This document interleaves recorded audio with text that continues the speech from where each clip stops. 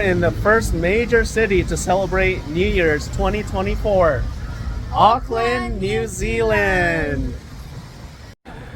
So yes, it's December 31st, 2023. You can hear fireworks going off in the distance. As you can see, it has been a rainy day. We were hoping it would stop, and luckily it did stop. Hopefully it doesn't start back up again.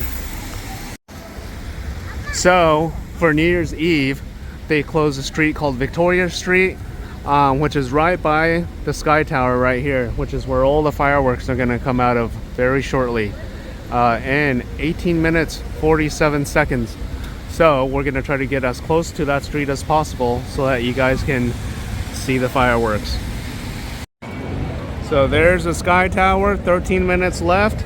I just wanted to show you guys, this is Victoria Street, which they close at 11 p.m. 1 hour before midnight, and keep it all open to pedestrians. Really great spot. They do this every year, so if you want to get up close and personal with the fireworks at midnight, come to Victoria Street. It's fully pedestrians. We are 2 minutes away from 2024. There is going to be a firework that is going to last about 5 minutes. We're going to try to get as much as we can. Something is going on here. Almost.